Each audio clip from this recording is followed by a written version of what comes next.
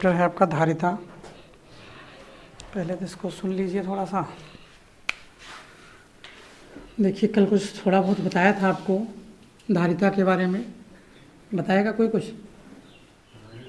जो चैप्टर है जो आपका वो पूरा है वैद्युत धारिता तथा परावैद्युत, ठीक है, या संधारित्र धारिता तथा संधारित्र है, आप धारिता मान लीजिए कि वैद्युत धारिता तथा संधारित्र, ठीक है। संधारित्र भी बताएंगे आपको क्या होता है, लेकिन जो धारिता वर्ड है, ठीक है, धारिता का अगर शाब्दिक अर्थ जानने की कोशिश करें तो सीधी बात है आप आयतन मान लो। यही तो जो आपको कल हमने बताया था कि कभी आपने हो सकता है कुछ सवाल लगाए होंगे इस तरह के कि इस, ठीक है, चित्र में ये टंकी इतनी देर में भरती है तो टंकी की धारिता ज्ञात कीजिए या कुछ ये, तो उसमें क्या होता था, उसमें यही तो था कि उसका आयतन निकाल देना होता था बस, ठीक है। तो सीधी सी बात है, हालांकि यही चीज़ नहीं है कि आप अगर ये सोचें कि धारिता मतलब आयतन ही है तो नहीं, ठीक है। धारिता को हम कह सकते हैं, मान सकते हैं कि उसके जो आयतन का हिस्सा, क्योंकि धारण करने की क्षमता वही तो होगी भाई, जैसे कोई भी चीज़ है तो उसके अंदर का जो आयतन होगा वही तो धारण करने की क्षमता होगी भाई, ऊपर तो हम लाद नहीं देंगे। तो इसीलिए ये कह दिया जाता है कि धारण करने की क्षमता या जो उसका आयतन है उसी चीज़ को हम क्या कह देते हैं, धारिता कह देते हैं। अब धारण करने की क्षमता से क्या मतलब है कि कोई भी चीज़, जैसे हम किसी चीज़ पर बोझा डालें, वो वस्तु जितना बोझा सहन कर सकती है बिना टूटे हुए, यही तो है कि वो खराब ना हो और जितना वजन एडजस्ट कर ले जाए वही उसकी क्या हो जाएगी, धारिता हो जाएगी। इसी तरह से आपने सुना होगा प्रत्यास्थता का नाम, इलास्टिसिटी जिसको बोलते हैं, फर्स्ट ईयर में हो सकता है फिजिक्स में आपने पढ़ा हो चैप्टर प्रत्यास्थता। क्या होता है बताएगा कोई?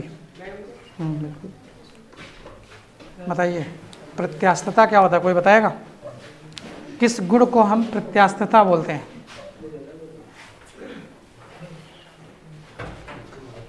नहीं बताएंगे कुछ?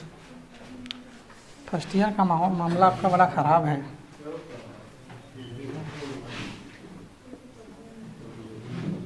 ठीक है, जो फर्स्ट ईयर का आपका गया है सेशन बड़ा गड़बड़ गया है, क्योंकि हम आपसे ये पूछते ही नहीं है कभी कि आप परिभाषा बताओ हमको, समझ रहे हैं?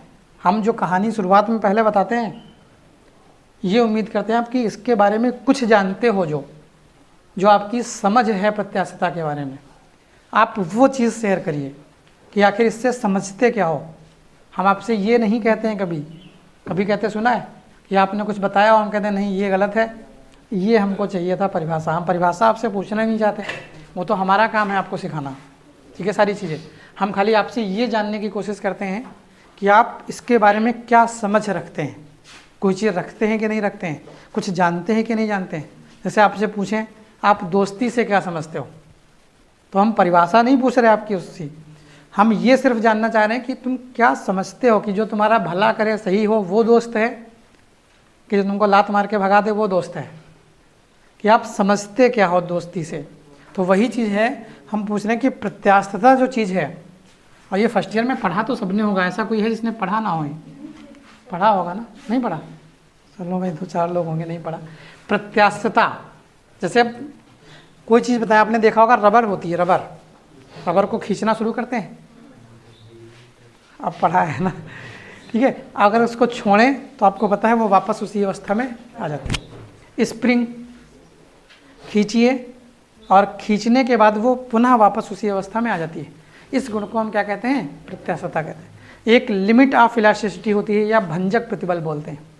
अब इसका मतलब होता है उसको हमने खींचना शुरू किया, इतना खींचें कि वो टूट ना पाए बस। अगर हमने ज़्यादा लगा दिया बल तो टूट जाएगा, टूट गया तो वो भंजक प्रतिबल हो गया। टूटने से पहले जितना सहन कर सके वही तो उसकी क्षमता है। स्प्रिंग लीजिए आप, खींचते हैं, छोड़िए वापस जाता है, ज़्यादा खींच दो, कभी आपने देखा होगा खींच दिया तार बन गया, अब वो वापस नहीं जा रहा, मतलब आपने उसकी लिमिट एक्सीड कर दी। जितनी उसकी लिमिट थी आपने उस लिमिट को क्रॉस कर दिया, मतलब बल उससे ज़्यादा लगा दिया। यानी जो यही इधर है धारिता से रिलेटेड कि मतलब उसकी टोटल धारण करने की क्षमता, अब वो क्या कर सकता था, 1 किलो वजन उठा सकता था, धारण 1 किलो कर सकता था, आपने 4 किलो लदा दिया तो अब क्या होगा, ब्रेकडाउन हो जाएगा। भाई ब्रेकडाउन से मतलब है टूट जाएगा, भंजन हो जाएगा। तो यहाँ पर ये कह रहे हैं कि धारिता से मतलब है कि किसी वस्तु में किसी तरह की विकृत या कोई गड़बड़ी ना हो, बिना गड़बड़ी के वो चीज़ जितना आयतन, जितना सब कुछ धारण कर सकती है, उसी चीज़ को हम क्या कहते हैं, धारिता कहते हैं। ठीक है, यानी अगर हम क्या करते हैं, मान लीजिए हमने क्या किया, कोई इंस्ट्रूमेंट लिया, उसमें आवेश दिया, अब वो क्या कर रही है, आवेश एब्जॉर्ब करते जा रही है। नहीं, जैसे बैटरियाँ होती हैं, या आपने मोबाइल देखा होगा चार्ज करते हैं, मोबाइल क्या है, इसी सिद्धांत पर तो काम कर रहा है कि भाई उसमें एक लिमिट है कि आपने क्या किया, धारण कराते जा रहे हैं उसको, जितनी उसकी लिमिट है उसने उतनी इलेक्ट्रिक या उतनी इलेक्ट्रिसिटी धारण करी, उसके बाद उसने छोड़ दिया, अब वो फुल चार्ज हो गया, मतलब अब वो इलेक्ट्रिसिटी नहीं ले रहा है। अगर उसमें ये अरेंजमेंट ना होता, ऑटो कट वाला ये, तो क्या होता, दब जाता, धारण करता जाता करता जाता करता जाता, फट जाता। आप हैं, आपकी लिमिट मान लो 5 रोटी खाने की है, ठीक है, मान लीजिए आपकी लिमिट 5 रोटी खाने की है, आप जान ना पाएँ, खाते खाते 50 हो जाए, क्या होगा, पेट फट जाएगा। एक स्थिति तो ऐसी आएगी कि लिमिट एक्सीड हो जाएगी आपकी, अब पता चला पेट की मेम्ब्रेन नहीं फट गई। तो आप ये कह सकते हैं कि यहाँ लिमिट भी हमको देखनी है कि इसके बाद, और आप जानते भी हैं हमारे पेट में भी ऑटो सिस्टम है, ऑटो कट, ये एक लिमिट तक ही वो खाता है, फिर हमको वो चीज़ अच्छी नहीं लगती, समझ रहे हैं। कोई चीज़ बहुत पसंद हो और पेट भरा हो, फिर आपको खाने का मन नहीं होगा, क्यों, क्योंकि वो अच्छी नहीं लग रही हमको देख के, अब उसको देख रहे हैं तो नहीं अच्छी लग रही। अब बहुत भूखे हों, बहुत भूखे हों खूब कस के, तो जो चीज़ बिल्कुल नहीं पसंद होगी, पहला 2 दुकानें खुली, एक दुकान ऐसी गंदी संदी थी, वहाँ उस पर टिक्की बतासे कभी नहीं खाते हैं, दूसरी दुकान बढ़िया थी, वहाँ खा लेते हैं। भूख बहुत तेज़ लगी, मन बहुत तेज़ हो रहा बतासे टिक्की खाने का, अब वो बेकार वाली दुकान थी, अब जब कहीं नहीं मिली, ला अच्छा यहीं खा के देखें, आज खा लें। तो ये क्या है, हमारे हिसाब से जब हमको वस्तु चाहिए वो चीज़ और नहीं मिल पा रही है, तो हम क्या करते हैं, कहीं से भी उसको एडजस्ट करने की कोशिश करते हैं ये। और जब हमने खा लिया मतलब भर का, पता चला खा पी के चल दिए, अब वो वाली दुकान भी मिल गई, आगे आ रहा था बेचारा ठेला लिए, जिस पे रेगुलर खाते हैं, अच्छी थी, अब क्या वहाँ डबल खाने लगोगे, क्यों, क्योंकि अब आपकी लिमिट एक्सीड हो गई, अब आप उससे ज़्यादा नहीं खाओगे। यानी हर चीज़ की एक क्षमता होती है धारण करने की। इसी का एक अगला जो पॉइंट है, जैसे धारिता, हाँ, पृथ्वी के बारे में जानते हैं, कल आपको थोड़ा बहुत पृथ्वी का बताया था, उसके ध्रुव और ये सब चीज़ें। यहाँ पर हम देखते हैं कि जहाँ पर हम कोई चीज़ बताते हैं तो सबसे पहले हम किसको ध्यान में रखते हैं, पृथ्वी को ध्यान में रखते हैं, ठीक है। जैसे धारिता ही बतानी, तो हमको क्या ध्यान में रखना है, पृथ्वी को भी ध्यान में रखना है कि हम पृथ्वी के बारे में भी बताएं। तो पृथ्वी जो है उसकी धारण करने की क्षमता अनंत है, समझ रहे हैं। पृथ्वी कभी मना नहीं करती है, कभी मना करती है क्या, ठीक है, कि आप 2 लोग खड़े हैं, 1 लोग कम हो जाओ, ठीक है, चाहे 2 और लद जाओ उस पर, फिर भी नहीं मना करेगी। वजन चाहे जितना आप डाल दो, लाइट आप प्रवेश करा रहे हैं, अर्थिंग वाला जो कल बताया था आपको, वो ये नहीं कहेगा इस समय ज़्यादा अर्थ आ रही, रुको रुको रुको थोड़ा, चाहे जितनी अर्थ आती चली जाए, एब्जॉर्ब करता चला जाएगा पूरा, ठीक है। वोल्टेज है, चाहे जितना ज़्यादा ओवरफ्लो वोल्टेज हो जाए, सारा का सारा वो एब्जॉर्ब कर लेगी अपने में। तो इसलिए कहा जाता है जो धारिता है पृथ्वी की, वो लगभग कितनी है, अनंत, वास्तविकता में 711 माइक्रोफैरेड, ठीक है, जो होती है ये अभी निकालेंगे आगे, इसमें 711 माइक्रोफैरेड इतनी निकल कर आती है पृथ्वी की धारिता। लेकिन ये बहुत ज़्यादा मानी जाती है, तो हम क्या कह देते हैं, भैया इसकी धारिता कितनी है, लगभग अनंत है, कुछ भी धारण कराते जाओ वो धारण करती चली जाएगी। अब इसमें एक चीज़ आती है संधारित्र, अभी आवेश आवेश सब आपको बताएंगे, लेकिन पहले ये 2 चीज़ें समझ लीजिए। इसमें एक वर्ड आता है संधारित्र। अब संधारित्र एक ऐसा अरेंजमेंट है, जैसे धारिता धारण करने की क्षमता है, जिसमें धारण कराना है, जो बर्तन है, समझ रहे हैं, उस बर्तन को हम समझ लीजिए क्या कह रहे हैं, संधारित्र कह रहे हैं। लेकिन बस थोड़ा सा अंतर है संधारित्र वाले बर्तन में। संधारित्र ये कहता है कि आयतन उतना ही रखें हम। गिलास ले लो एक, ठीक है, अब आपको पता है गिलास है, ये पानी की लिमिट होगी एक, कितना, मान लो 200 ml, ठीक, मान लिया कि 200 ml पानी आएगा, ग्लास भर जाएगा। 200 ml से ज़्यादा तो नहीं इसकी लिमिट है। संधारित्र का मतलब है हम ये कह दें या इस तरह का कोई अरेंजमेंट कर दें कि इसका आकार बदले बिना, इसका हम आकार ना बदलें और इसकी धारिता को बढ़ा दें। समझ रहे हैं? कितने ml का था? 200 ml का था।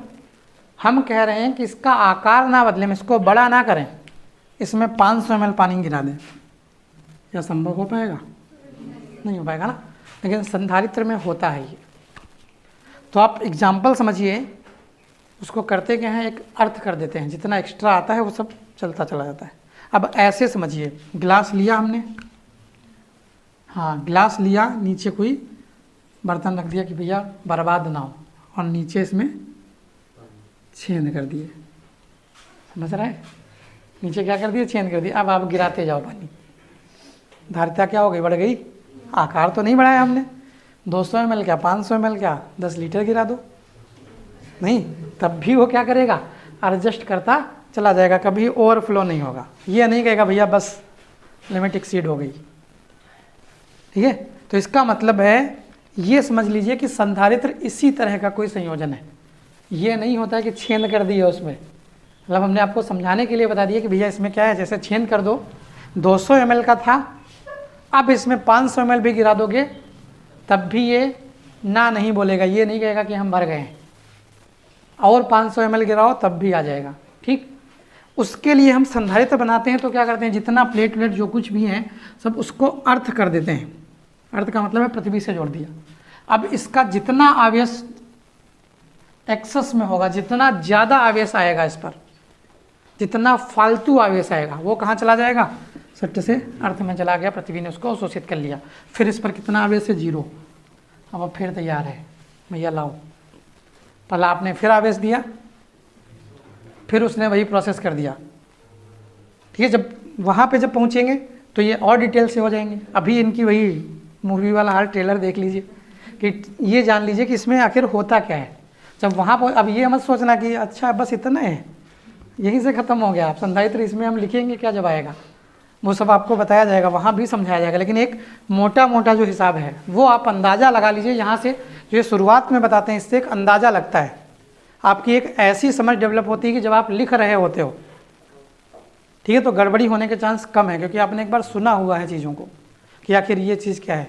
और वैसे हम मान लो कोई नया शब्द बोल दें, भाई संधारित्र बोल देते, आप जानते नहीं, तो उस समय आपके दिमाग में क्वेरी आएगी, यार संधारित्र है क्या ये। अब अगर आपने वहाँ पूछ लिया तो हमारा भी ध्यान भटका और आपका तो भटका ही है, तभी तो आप पूछ रहे हो, तो वहाँ पे फिर मिसमैच हो जाता है। अब यहाँ पे जब हम पहले, भाई हमारे लिए इसीलिए तो क्लास में क्वेरी कम होती है। क्वेरी से मतलब है हाथ कम पता चला, वहीं से ज़रा सी चीज़ पढ़ानी शुरू करी, सर ये क्या है, वो क्या है। अब जब हमने सारी चीज़ पहले ही आपको एक्सप्लेन कर दी है, तो जब हम बीच में शब्द यूज करेंगे, कुछ बोलेंगे, तो आपको कुछ तो समझ में आएगा, क्योंकि शब्द वो सुना हुआ है। तो आप ये तो नहीं कहोगे कि ये है क्या आखिर, भले ना चीज़ें जानते हो। संधारित्र हम ये नहीं कहते कि तुम जान गए हो, अभी जब पढ़ाएंगे हम कुछ लिखाएंगे कि ये ऐसी प्लेट है, ये ऐसी है, इसको अर्थ कर दिया गया है, तो ये होगा। अब आप उसका मतलब तो समझते हो, अर्थ कर दिया गया मतलब एक सिरा उसका पृथ्वी से जोड़ दिया गया है, मतलब क्या होगा, क्यों जोड़ा गया होगा, जितना ज़्यादा इलेक्ट्रॉन थे इस पर वो सब कहाँ चले जाएंगे, पृथ्वी में चले जाएंगे। अब आपके लिए वहाँ पर क्वेरी नहीं बची कोई दिमाग में, मतलब ये नहीं बचा कि आखिर हुआ क्या। यहाँ पे हम आवेश देते जा रहे हैं, वो आवेश आखिर हुआ क्या, वो आप पहले ही जान चुके हो कि इसका क्या हुआ है। जैसे यहाँ पर 200 ml का पात्र था, 200 ml हमने डाल दिया, फिर भी खाली है।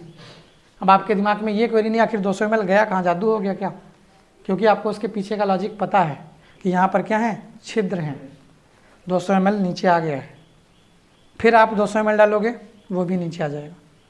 तो ये चीज़ क्या है, संधारित्र है। यानी किसी भी वस्तु का आकार बदले बिना हम उसका क्या करें, आकार ना बदलें और उसकी धारिता को बढ़ा दें। समझ रहे हैं, आकार ना बदलें और धारण करने की क्षमता बढ़ा दें। तो वो क्या, यही तो एक ऑप्शन है, बैग लियो झोला, एक लिमिट होगी ना भरने की। अब सामान भर दिया, अब तो बंद हो गया, नीचे काट दिया, सामान भरते जा रहे हैं, हमको तो संतुष्टि है कि इतना सामान रखा था सब आ गया झोले में, भले झोला बड़े डिब्बे में रखा हो और उस डिब्बे में सामान जाता जा रहा हो, लेकिन हमको संतुष्टि है कि सारा सामान हमारे झोले में ही आ गया। ठीक है, वही यहाँ इसके साथ है कि ये संतुष्ट है कि जितना था सब आवेश हमने एब्जॉर्व कर लिया है। मतलब इतना भूखा है बेचारा, जितना जो कुछ अब जाते जाएंगे। जैसे इंसान की भूख होती है पैसे के प्रति, चाहे ठीक है पैसे वाला जो हिस्सा है आपका वो समझ सकते हैं संधारित्र ही है, चाहे जितना पैसा देते जाए कोई। हाँ, ये नहीं होगा कि पैसे से ओवर हो गए, कभी ये नहीं कहेंगे अरे आज अब ज़्यादा पैसे हो गए अब रहने दो। ठीक है, उसके लिए आप इसी की तरह हैं, छन्ना पीछे लगा है, नीचे छिद्र है इसके बारीक, आप जाते जा रहे हैं। ये बात आते हैं, अब देखिए अगर हम ये कहें, ठीक है, मान लीजिए हमने क्या किया, किसी भी चीज़ को ठीक है आवेश देना शुरू किया। अगर हम किसी भी इंस्ट्रूमेंट को आवेश देना शुरू करेंगे, आवेश समझते हो, आवेश तो समझते ही होंगे कि मतलब वही जो क्यू ई ये सब होते हैं। तो इसका मतलब अगर हम किसी चीज़ को आवेश देना शुरू करेंगे तो क्या होगा, इसका वोल्टेज बढ़ेगा। ये तो है, वोल्टेज बढ़ेगा, यानी जिस रेशियो में हम इसको आवेश देंगे उसी रेशियो में उस चीज़ का विभव या वोल्टेज बढ़ता चला जाएगा। मतलब Q हमने आवेश दिया या Q1 दिया तो इसी रेशियो में V1 यानी बढ़ा, थोड़ा और बढ़ाया, क्या कर दिया, Q2 कर दिया, तो विभव कितना हो गया, V2। ठीक, अब अगर इसको हम प्रोपोर्शनलिटी हटाएं तो क्या करेंगे, कोई ना कोई नियतांक लगाएंगे। तो Q बराबर CV, यहाँ पर कौन सा नियतांक लगाते हैं, C, जहाँ C एक नियतांक है जिसे संधारित्र की धारिता कहते हैं। समझ रहे हैं, जहाँ पर C क्या है, एक नियतांक है, यही क्या है, धारिता है किसकी, संधारित्र की। C निकालेंगे तो C बराबर Q/V, यानी इसका और इसका जो रेशियो है या अनुपात है उसी चीज़ को हम क्या कह देते हैं, धारिता। वो कहानी के फॉर्म में था, ये मैथमेटिकल फॉर्म में है कि वास्तविकता में धारिता क्या है, ये यहाँ पे समझिए, ये चीज़ क्या है, धारिता है।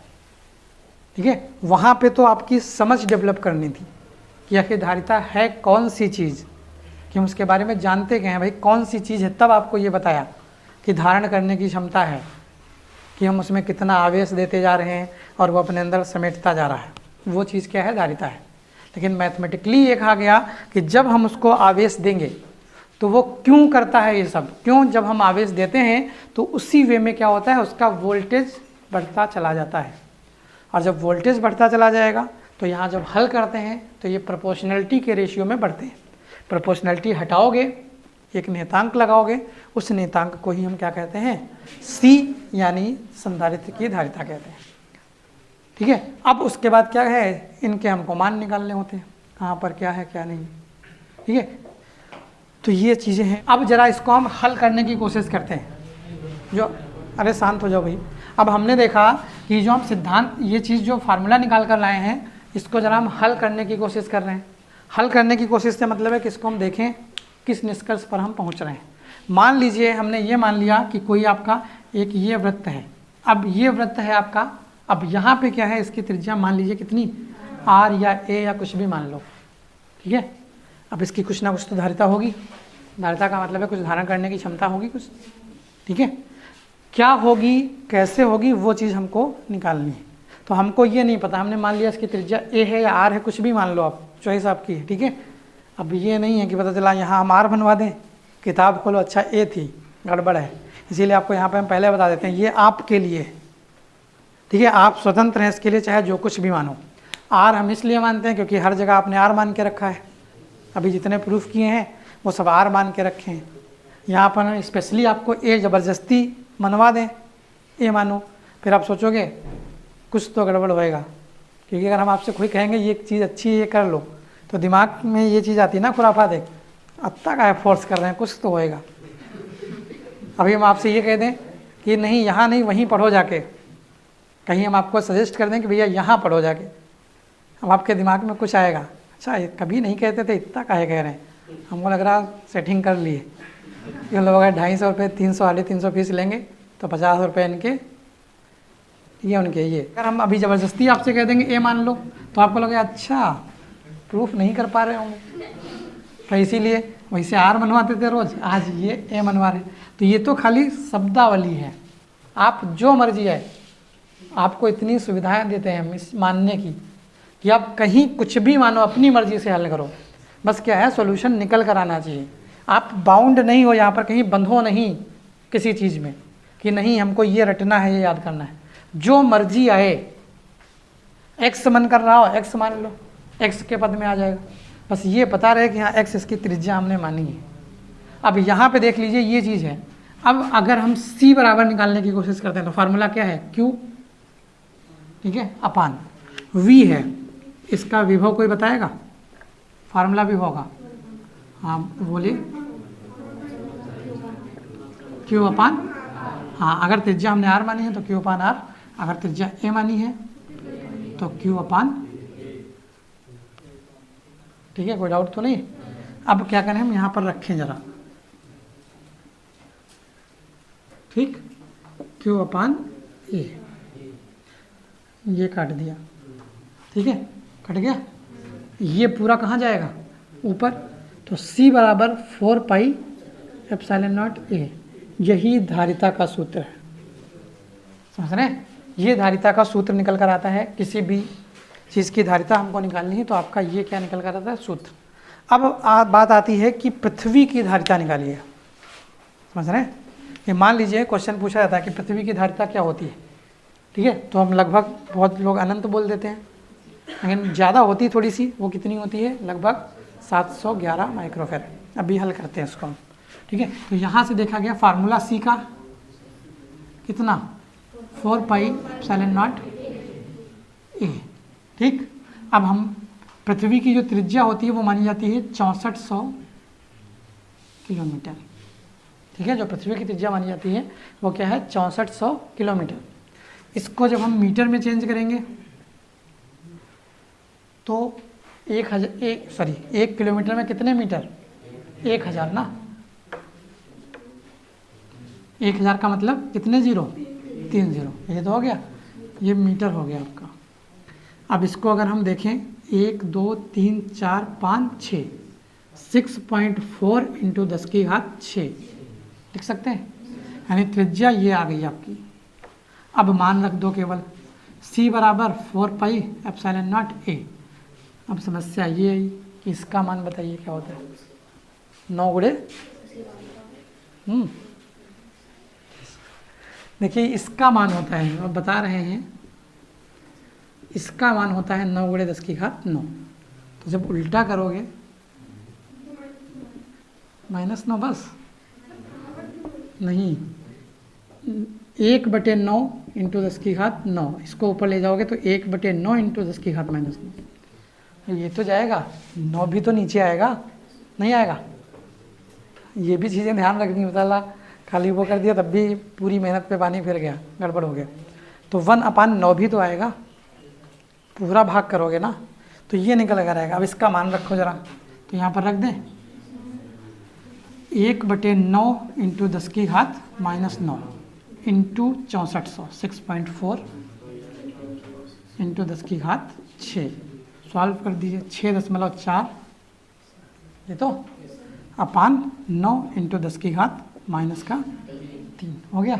इसको हल करिए, 9 सती 63, लगभग 0.7, 1 बचेगा, 9 एकम 9, ठीक है, फिर 1 बचा, 9 एकम, चलता चला जाएगा, ये इंटू 10⁻⁻3। इसको अगर हम थोड़ा और सही करें तो 3 इधर है, 711 इंटू 10⁻⁻6 कर सकते हैं, नहीं, 3 दशमलव ले गए इधर। देखिए बाईं तरफ जाता है, अगर बाईं तरफ आएगा तो पावर प्लस में, दाहिनी तरफ जाएगा तो पावर माइनस में। यहाँ देखिए बाईं तरफ आए थे, कितने अंक, 1 2 3 4 5 6 अंक बाईं तरफ आए थे, तो 6.4 इंटू 10⁶, इसमें 3 अंक दाहिनी तरफ गए हैं, तभी तो 711 हुआ। तो 711 इंटू 10⁻⁻3 ये था, -3 और आ जाएगा -6, ठीक है। अब इसको माइक्रो बोलते हैं, शायद आपको याद हो, नहीं, जो संधारित्र का मात्रक है वो क्या है, फैरेड है, लेकिन इसको क्या बोलते हैं, माइक्रो। तो ये 711 माइक्रो फैरेड। ये आपकी पृथ्वी की क्या आ जाती है, धारिता आ जाती है 711 माइक्रो फैरेड। ठीक, अगर हम यहाँ पर संधारित्र की ऊर्जा की बात करते हैं, ठीक है, तो हम क्या करें, संधारित्र ने कितना काम किया है, हम खाली क्या कर दें, वो चीज़ निकाल लें। केवल इसने कितना काम किया है वो चीज़ निकाल लें। अब यहाँ पे ये जो हम बात कर रहे हैं ऊर्जा की, तो ऊर्जा का मतलब तो यही है कि हमारी या संधारित्र की ऊर्जा अगर देखनी है तो संधारित्र की काम करने की क्षमता। अब हम इसको निकालें कैसे, तो वहाँ तो था, सीधे किया गया कार्य बता दिया आपको, बटे क्यू कर दिया, और कार्य बराबर क्या था, बल गुणे विस्थापन। वहाँ से बल का फार्मूला रखा, ये सब रखा और निकल कर आ गया। अब यहाँ पे संधारित्र है, मतलब कुछ तो अलग है थोड़ा बहुत। तो यहाँ पे जो ऊर्जा स्टोर होती है, यानी जो संधारित्र की ऊर्जा होती है या किया गया कार्य होता है, उसका फार्मूला सीधे ऐसे याद रखिए, विभव या औसत विभव, ठीक है, इनटू आवेश। ठीक है, यानी किया गया कार्य, जब हम इसको क्या करेंगे, पंखे को आवेश देंगे तभी तो ये चलेगा। किसी चीज़ को चलाने के लिए आप जानते हो किसकी आवश्यकता, ऊर्जा या कार्य की आवश्यकता। हमने किया क्या, आवेश दिया, ये तो आवेश पहुंचा कैसे होगा, विभव के सहारे।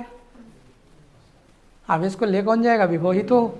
यानी आवेश के लिए ये अनिवार्य है, अभी आपने देखा था Q प्रोपोर्शनल V, यही तो बताया था अभी।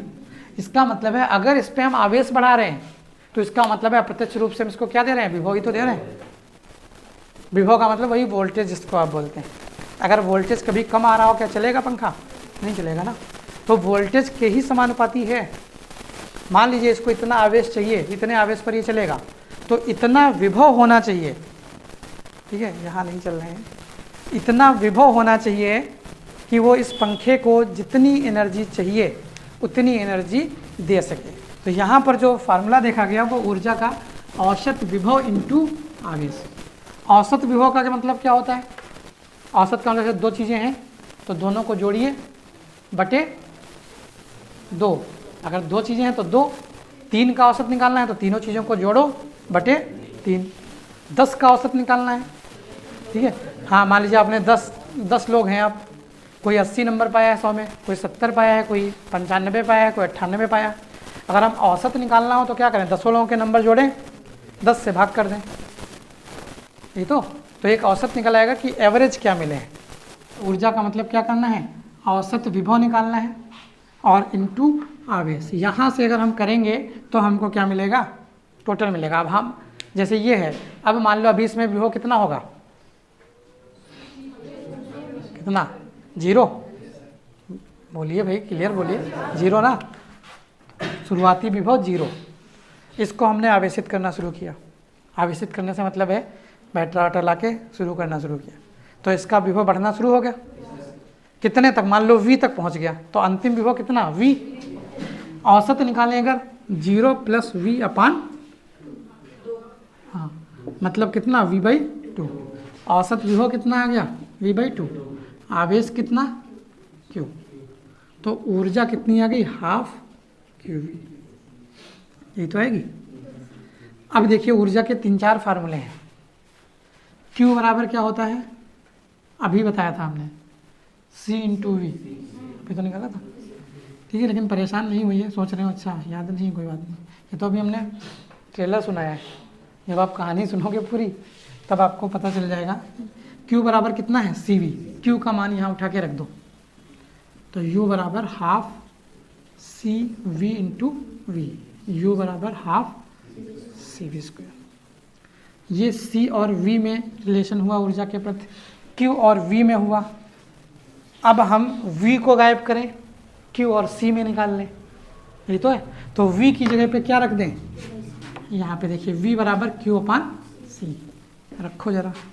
U बराबर ½ Q, इसकी जगह पे Q/C। U बराबर ½ Q² या Q²/2C आ गया।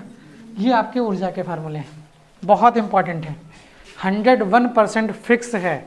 सवाल इस पर बेस्ड जरूर मिलेगा आपको, अगर पेपर हुए तो, ठीक है। अगर पेपर होंगे तो ये आपको सवाल जरूर मिलना हर हाल में। अब वही चीज़ आपको सब फार्मूले नहीं याद करने हैं। अब पता हमारा परेशान है, ऊर्जा के तो 3 फार्मूले हो गए, अब हम कौन सा कहाँ पे लगाएंगे। आप एक याद रखो यार, केवल कोई भी एक याद कर लो। सबसे आसान ये पड़ता है फार्मूला, सबको याद रहता है, U बराबर हाफ CV²। ठीक है, ज़्यादातर ऊर्जा का फार्मूला यही, इसी पर बेस्ड सबसे ज़्यादा सवाल आते हैं। कुछ अलग आ जाए, ये कह दे कि भैया इसका आवेश इतना है, वोल्टेज इतना है, अब ऊर्जा ज्ञात करो, तो कौन नहीं है। सवाल ने ये पूछा कि इसका आवेश इतना है, विभव इतना है, ऊर्जा ज्ञात करिए, तो इसमें कौन नहीं है। सी नहीं है ना, तो इसका मतलब सी को हटा दो, सी की जगह पे किसको ले आओ, क्यू को ले आओ। फार्मूला क्यू बराबर CV, सी को हटाओ, Q upon C, sorry Q upon V, C की जगह पे रख दो क्यू अपान वी, वी से भी कैंसिल, यू बराबर हाफ क्यू वी। फार्मूला तैयार हो गया। आप क्यू का मान रखो, वी का मान रखो, ठीक है। ये चीज़ सरल पड़ती है। आपसे हम कहें सब फार्मूले याद रखो, जहाँ पे जैसा हो वहाँ पे सोच साँच के फार्मूला लगाओ, कठिन पड़ेगा। आप अपने आप सोचोगे अरे फिजिक्स तो बड़ी कठिन है, और इसीलिए लोग कहते हैं, आधे से ज़्यादा लोग, फिजिक्स में सबसे समस्या तो यही है, फिजिक्स को लोग इतना डरा देते हैं, अरे ये बहुत विशाल सब्जेक्ट है, ठीक है, बहुत बड़ा सब्जेक्ट है, हल्के में लोगे तो निपटा देगी फिजिक्स। भैया इतना यार है क्या इसमें, हमको तो अभी तक समझ में नहीं है कि ऐसी कौन सी चीज़ है जो कठिन लग रही हो जरा सी भी। बस क्या है, फ़र्क इतना है कि आप सीक्वेंस से जानते चले गए तो बहुत आसान है, आप ठीक है मिलाना सीख गए तो ये आसान है। सब चीज़ें अलग अलग ढंग से देखोगे तो कठिन है। आप एक में जोड़ना सीख जाओ, पिरोना, एक चीज़ को दूसरी चीज़ से जोड़ते चले जाओ, पूरी फिजिक्स जुड़ी हुई है, कहीं इसमें कोई अंतर नहीं। एक जगह से पकड़ोगे पूरा अंत तक पहुंच जाओगे। और ये सोचा कि आज ये ले लें, कल वो ले लें, परसों वो ले लें, वाकई में फिजिक्स बहुत कठिन है, ठीक है। लेकिन बस रिलेट करिए इसको, और रिलेट तभी कर पाओगे जब आप ज़्यादा चीज़ें देखोगे, ज़्यादा सुनोगे, तब आपको एक अंदाज़ा लगेगा कि क्या है। क्योंकि देखिए वो चीज़ें पढ़ानी बड़ी आसान है। अभी हम भी क्या करें, किताब उठाएं, पूरा ऊपर से नीचे तक छपाते चले जाएं, बीच बीच में जहाँ जहाँ आए बताते चले जाएं आपको, ये आपको भी फिजिक्स कठिन लगेगी। सब्जेक्ट हम कह तो रहे हैं ये चीज़। आप मान लीजिए फिजिक्स पढ़ते हैं या केमिस्ट्री पढ़ते हैं, पहला केमिस्ट्री ही पढ़ रहे हैं यहाँ पे मेनली, बहुत से लोग खाली वही पढ़ रहे होंगे। पहला केमिस्ट्री पढ़ के गए, अब उनको लगता है केमिस्ट्री तो बड़ा आसान थी यार, फिजिक्स कठिन थी। जो नहीं पढ़ रहा है यहाँ पे, कहीं दूसरी जगह भटक रहा है बेचारा, उससे पूछो, वो कल गए अरे केमिस्ट्री यार बहुत कठिन है, सब तो रटने वाला, इसमें इतनी रिएक्शनें याद करो, 500 रिएक्शन याद कर डाली हैं, अभी भी पता नहीं कौन सी आ जाए, कौन सा क्या। उसको वही चीज़ बड़ी कठिन लग रही है। आप कह रहे हो केमिस्ट्री तो यार बड़ी आसान है, क्यों? क्योंकि आपने देखा ही नहीं, हमने आपको उस तरह से समझा के बता के रखा है कि आपको लग रहा है अरे बड़ी सरल है। फिजिक्स जो बाहर है कहीं, उससे पूछिए अरे बहुत कठिन है, 4-4 पेज के प्रूफ हैं फिजिक्स में, तो यहाँ तो कम है, अभी प्रकाश पहुँचोगे 8-8 पेज के, वो कहेगा अरे ये 8 पेज का प्रूफ है, 7 पेज का प्रूफ है, इतना कठिन है। आप देखोगे अरे उस प्रूफ में है क्या, कहीं फिजिक्स तो लगी नहीं, कठिन क्या है। प्रकाश में पहुँचोगे आप, प्रकाश में कहीं फिजिक्स का काम नहीं, प्रकाश के जितने प्रूफ हैं कहीं पर सिंगल एक नंबर की भी फिजिक्स नहीं लगनी। वहाँ पे क्या है, मैथ लगनी है, वो भी कौन सी मैथ, कक्षा 8 तक पढ़ के आए होगे, जो त्रिभुज चतुर्भुज वाली, ये कोण इसके बराबर, ये भुजा इसके बराबर, तो सर्वांग समरूप होते हैं ना त्रिभुज, बस वही लगना है प्रकाश में, इसके अतिरिक्त और कुछ नहीं। अब लोग कहेंगे अरे ये बहुत कठिन है, 5 पेज का प्रूफ है। हम कह रहे एक बार उसको करके तो देखो, शुरू करके, प्रूफ में कोई दम हो तब तो कहो 5 पेज का है, कुछ है ही नहीं, अपने आप स्टेप पता चलते चले जा रहे हैं, ठीक है। बस आप ध्यान दीजिए, सारा का सारा हो गया। तो काहे का कठिन है, कठिन तो तब है जब चीज़ हम समझ नहीं पा रहे हैं, और समझ नहीं पाएंगे इसका मतलब है अगर हमारे अंदर कमी है, समझ रहे हैं। अगर आप में से कोई नहीं समझ पा रहा है, सबको कठिन लग रही, तो इसका मतलब हमारे अंदर कमी है, समझ रहे हैं। अब मान लो 30 लोग बैठे हो, 30 में से 25 को समझ में आ रही है, 5 कह रहे हैं बहुत कठिन है, नहीं समझ में आ रही, तो इसका मतलब फिर हमारे अंदर कमी नहीं है, फिर उन 5 के अंदर कमी है। अगर किसी को नहीं समझ में आई, 1 या 2 को समझ में आई, 30 लोगों को पढ़ाया हमने एक बैच में मान लीजिए, तो 28 को नहीं समझ में आई, 2 को समझ में आ गई, इसका मतलब है हमारे अंदर कमी है कि हम समझा नहीं पा रहे हैं। वो 2 तो एक्स्ट्रा ऑर्डिनरी वाले हैं, वो बहुत टैलेंटेड वाले हैं, उनको कुछ भी बताओगे समझ में आ जाएगा। वही 2 हैं जिनको समझ में आई, 28 को नहीं आई। लेकिन अगर 28 को आ गई, 2 को नहीं, तो इसका मतलब है फिर वो ध्यान नहीं दे रहे हैं आप। अगर आप ध्यान नहीं दे रहे हैं तो फिर समस्या है, अगर आप ध्यान दे रहे हो तो धीरे धीरे आ जाएगी। और यही चीज़ हम खुद बता रहे हैं। आप फिजिक्स का ही ले लो, सारे के सारे लोग इसमें नए हैं, हमसे फर्स्ट ईयर में तो किसी ने पढ़ी नहीं, केमिस्ट्री कुछ लोगों ने पढ़ी है। तो फिजिक्स का सिस्टम है कि अब धीरे धीरे आपका जो ट्रैक है ना, एक रास्ता होता है, वो धीरे धीरे आएगा।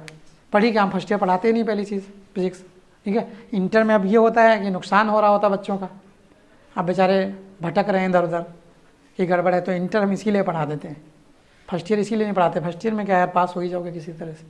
इंटर में आपकी आवश्यकता है, ठीक है, इसीलिए हम, क्योंकि समय की दिक्कत है हमारे पास, तो हम इंटर में आपका साथ दे देते हैं। नहीं पढ़ता था जब, इसके पहले जब 2 साल पहले नहीं पढ़ा रहे थे फिजिक्स, तब भी पढ़ाते थे फिजिक्स, तो लास्ट का जो 1 महीना होता था पेपर के पहले, वो ऐसे ही पढ़ा देते थे कि भैया कहीं से जो तुमको समझ में नहीं आ रहा है बताओ, हम 2-4 चैप्टर ऐसे ही पढ़ा देंगे।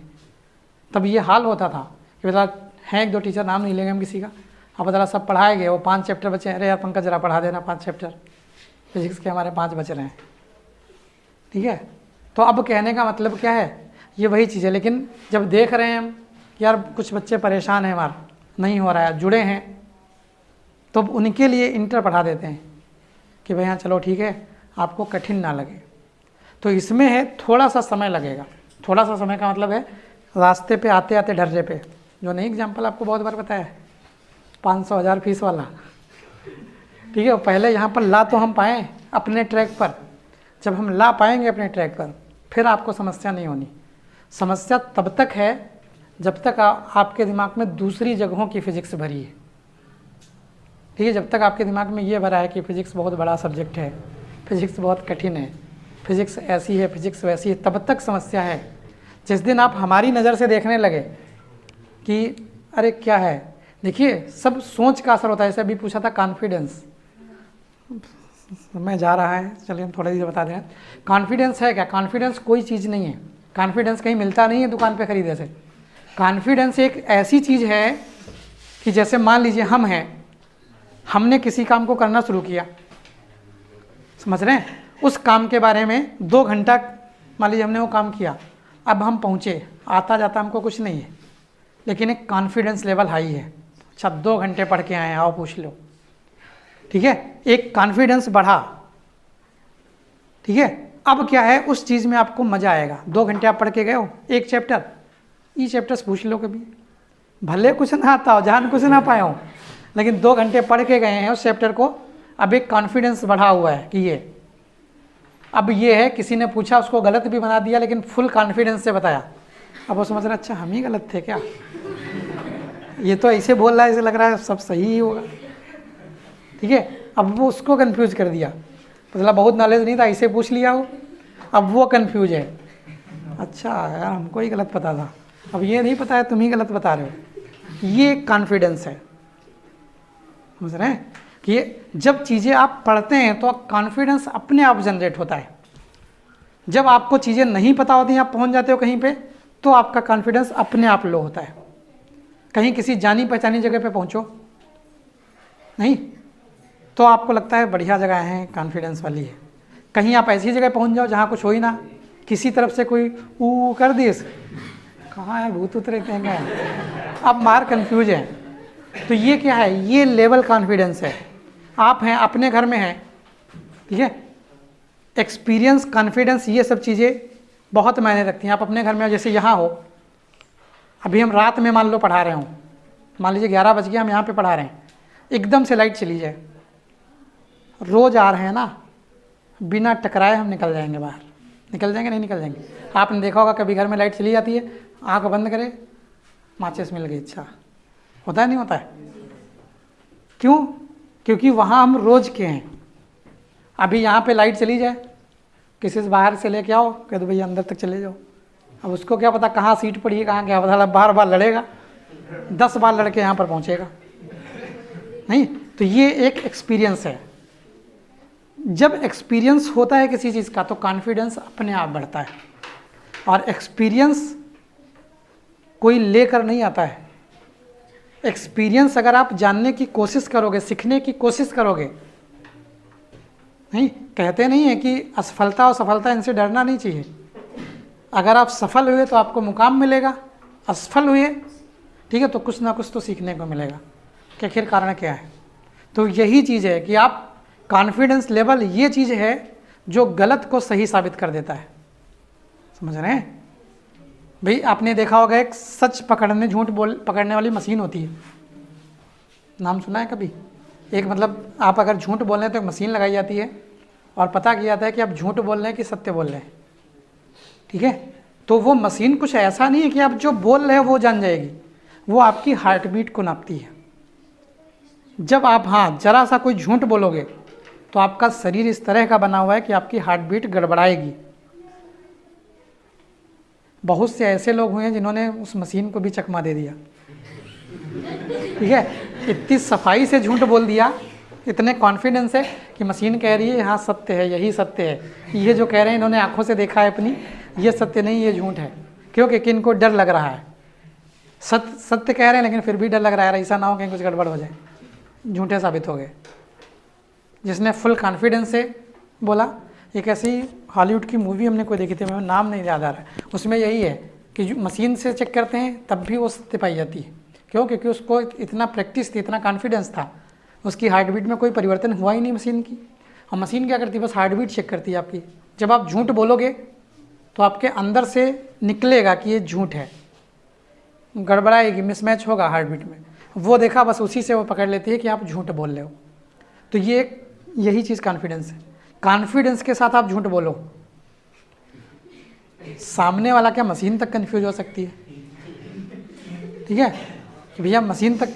देखिए चीज़ें मशीनरी को तो हैक करना बड़ा आसान होता है। लोग कहते हैं अरे मशीन है, हैक नहीं होगी। मशीनरी है, जिसने उसकी टेक्निक समझ ली वो हैक कर देगा। अभी आपने हो सकता है कि नाम सुना है, टेस्ला करके गाड़ी आई थी इलेक्ट्रिक वाली।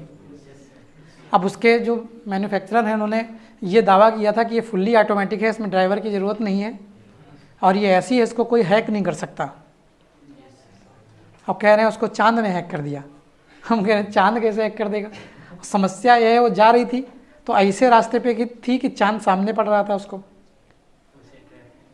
अब क्या किया, जब उसकी लाइट चांद की उस पर पड़ी तो गाड़ी को लगा अच्छा ये पीली लाइट है, मतलब धीरे करनी है गाड़ी, मतलब येलो लाइट है जो नहीं रेड ग्रीन और येलो होती है, तो उसको लग रहा है बार बार। अब वो देखा गया कि वो जरा चले फिर धीमी हो जाए, मतलब बिल्कुल खाली रोड है और चल रही है फिर धीमी हो रही, फिर चल रही फिर धीमी हो रही।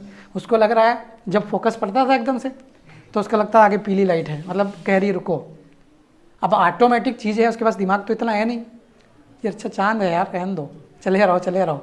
अब उसको तो लाइट पड़ी, पीली लाइट पड़ी, अब उसने तो क्या कर दी, रोक दी।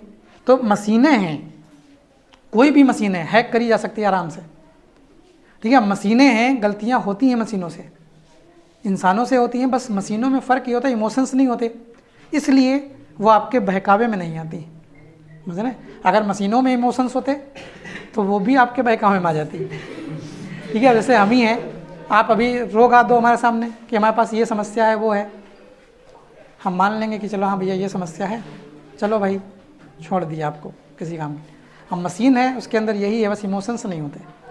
कभी कभार वो गलत डिसीजन भी ले लेती है इसी चक्कर में, कभी कभार वो सही डिसीजन भी ले लेती है। अब मतलब आप हरामखोर टाइप के हो तो इमोशंस हमारे अंदर नहीं होने चाहिए आपको समझने के लिए, अगर हैं तो हमारा डिसीजन गलत हो जाएगा। आप बहुत सीधे साधे हो, हमारे अंदर इमोशन नहीं है तो डिसीजन गलत हो जाएगा।